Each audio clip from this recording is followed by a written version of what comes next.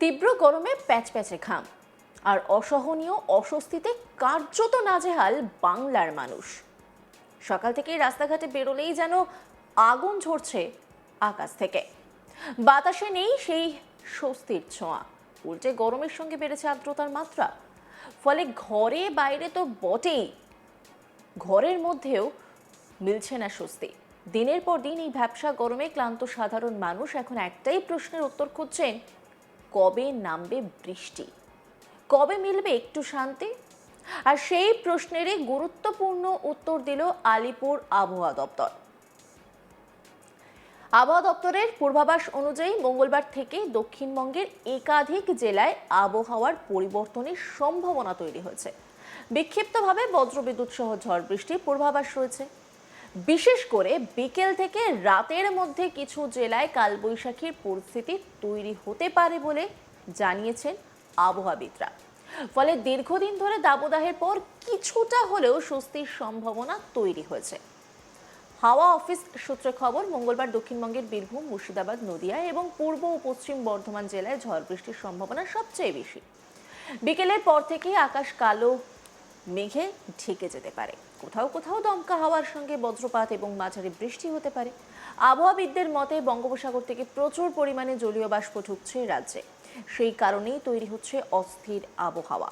আর এই পরিস্থিতিতেই কালবৈশাখী হওয়ার একেবারে অনুকূল পরিবেশ তৈরি হচ্ছে।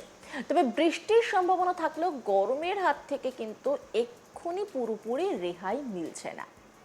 আলিপুর আবহাওয়া দপ্তর জানিয়েছে, দক্ষিণবঙ্গের বেশ কয়েকটি জেলায় অস্বস্তিকর গরম আরও কিছুদিন বজায় থাকবে। বিশেষ করে পশ্চিমের জেলাগুলোতে, মানে পুরুলিয়া, বাঁকুড়া, পশ্চিম বর্ধমান, ঝাড়গ্রাম, পশ্চিম মেদিনীপুর, সেখানে গরমের তীব্রতা বেশি অনুভূত হতে পারে। দিনের বেলায় রাস্তায় বেরোনো কঠিন হয়ে উঠতে পারে। আর্দ্রতার কারণে ঘাম হবে বেশি, আর সেই কারণেই বাড়বে অস্বস্তি। এদিকে শুধুমাত্র মঙ্গলবার নয়, বুধবার থেকে শুক্রবার পর্যন্ত দক্ষিণবঙ্গে কালবৈশাখীর সম্ভাবনা আরও বাড়ছে। আবহাওয়া দপ্তর জানিয়েছে, বুধবার বীরভূম, মুর্শিদাবাদ, নদিয়া এবং পূর্ব ও পশ্চিম বর্ধমানে ঝড় বৃষ্টির সম্ভাবনা প্রবল। এই জেলাগুলিতে বিকেলের পর আবহাওয়ার বড় পরিবর্তন হতে পারে। কালো মেঘ, দমকা ঝোড়ো হাওয়া এবং বজ্রবিদ্যুৎ সহ বৃষ্টিপাত হতে পারে বিভিন্ন এলাকায়। কোথাও কোথাও ঘন্টায় 40 থেকে 50 কিলোমিটার বেগে ঝোড়ো হাওয়াও বইতে পারে। বৃহস্পতিবারও দক্ষিণবঙ্গের আবহাওয়া একই রকম অস্থির থাকবে বলে পূর্বাভাস। পূর্ব ও পশ্চিম বর্ধমান, বীরভূম, নদিয়া, উত্তর 24 পরগনা, হুগলি এবং বাঁকুড়া জেলায় কালবৈশাখীর সম্ভাবনা রয়েছে। আবহাওয়াবিদরা জানাচ্ছেন, বিকেল থেকে রাতের মধ্যে বজ্রবিদ্যুৎ সহ বৃষ্টি হতে পারে। ফলে যারা অফিস থেকে বাড়ি ফিরবেন বা সন্ধ্যায় বাইরে বেরোনোর পরিকল্পনা করছেন, তাদের সতর্ক থাকার পরামর্শ দেওয়া হয়েছে। তারপর শুক্রবার দক্ষিণবঙ্গের পশ্চিমাঞ্চলীয় জেলাগুলিতে কালবৈশাখীর দাপট বেশি থাকতে পারে। বিশেষ করে ঝাড়গ্রাম, পূর্ব পশ্চিম মেদিনীপুর, বাঁকুড়া জেলায় বজ্রবিদ্যুৎ সহ ঝড় বৃষ্টির সম্ভাবনা বেশি। কিছু এলাকায় ভারী বৃষ্টিও হতে পারে বলে মনে করছেন আবহাওয়াবিদরা। ফলে কৃষকদেরও সতর্ক করা হয়েছে, কারণ ঝোড়ো হাওয়ার ফলে ফসলের ক্ষতির আশঙ্কা রয়েছে। কলকাতার আবহাওয়া নিয়ে গুরুত্বপূর্ণ পূর্বাভাস দিয়েছে আলিপুর আবহাওয়া দপ্তর। মঙ্গলবার শহর কলকাতায় এবং পার্শ্ববর্তী এলাকায় আকাশ আংশিক মেঘলা থাকতে পারে। দিনের বেশিরভাগ সময় আকাশে মেঘের আনাগোনা দেখা যাবে। বিকেল কিংবা সন্ধ্যের দিকে শহরের কিছু অংশে বজ্রবিদ্যুৎ সহ ঝড় বৃষ্টির সম্ভাবনাও রয়েছে। যদিও বৃষ্টি হলেও তা খুব বেশি সময় স্থায়ী নাও হতে পারে, তবে সাময়িকভাবে কিছুটা স্বস্তি মিলতে পারে গরম থেকে। তাপমাত্রা নিরিখেও কলকাতায় অস্বস্তি বজায় থাকবে। মঙ্গলবার কলকাতায় সর্বোচ্চ তাপমাত্রা থাকতে পারে 35.2 ডিগ্রি সেলসিয়াস, যা স্বাভাবিকের থেকে সামান্য কম হলেও বাতাসে আর্দ্রতার পরিমাণ বেশি থাকায় গরমের অনুভব কিন্তু অনেকটাই বেশি থাকবে। অন্যদিকে সর্বনিম্ন তাপমাত্রা থাকতে পারে 29.9 ডিগ্রি সেলসিয়াস, যা স্বাভাবিকের তুলনায় অনেকটাই বেশি। ফলে রাতের দিকেও স্বস্তি মিলবে না বলেই মনে করছেন আবহাওয়াবিদরা। শুধু দক্ষিণবঙ্গে নয়, উত্তরবঙ্গেও আবহাওয়া এখন যথেষ্ট গুরুত্বপূর্ণ হয়ে উঠছে। মঙ্গলবার উত্তরবঙ্গের জলপাইগুড়ি, আলিপুরদুয়ার এবং কোচবিহার জেলায় ভারী বৃষ্টির সতর্কতা জারি করেছে আবহাওয়া দপ্তর। পাহাড় ও ডুয়ার্স সংলগ্ন এলাকায় বজ্রবিদ্যুৎ সহ ভারী বৃষ্টি হতে পারে। নদী ও জলাধার সংলগ্ন এলাকায় বসবাসকারী মানুষদের সতর্ক থাকতে বলা হয়েছে, কারণ অতিবৃষ্টির ফলে জল জমার সমস্যাও তৈরি হতে পারে। আর এই নিয়ে আবহাওয়াবিদ কি বলছেন শুনবো। উত্তরবঙ্গের ক্ষেত্রে এখন বজ্রবিদ্যুৎ সহ বৃষ্টিপাত মূলত উপরে 5টা জেলায়, দার্জিলিং, কালিম্পং, জলপাইগুড়ি, আলিপুরদুয়ার, কোচবিহার প্রায় সব জায়গাতেই হালকা থেকে মাঝারি বৃষ্টিপাত, তার সঙ্গে 40 থেকে 50 কিলোমিটার পর্যন্ত দমকা হাওয়া এবং এক দু জায়গায় ভারী বৃষ্টিপাত হতে পারে। এবং আমাদের এই যে দমকা হাওয়া নিচের 3টে জেলাতেও থাকবে এবং বৃষ্টিপাতের পরিমাণও কিছু কিছু জায়গায় হতে থাকবে।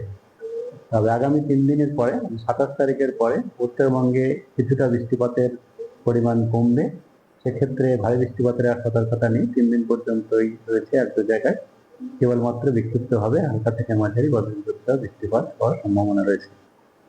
অপরপক্ষে আমাদের দক্ষিণবঙ্গের জন্য এখন আবহাওয়ার গতিবিচ্যুতি যা রয়েছে তাতে আগামী 3 দিন পর্যন্ত যেটা আমাদের এখন উষ্ণ এবং আর্দ্র আবহাওয়া কিছু কিছু জেলায় হচ্ছে, যেমন আমাদের উষ্ণ আহ, আবহাওয়া যেটা আমাদের স্বাভাবিকের থেকে সর্বোচ্চ তাপমাত্রা 2 থেকে 3 ডিগ্রি পর্যন্ত বেশি রয়েছে পুরুলিয়া, বাঁকুড়া, পশ্চিম মেদিনীপুর, ঝাড়গ্রাম এবং পশ্চিম বর্ধমান এই জেলাগুলিতে।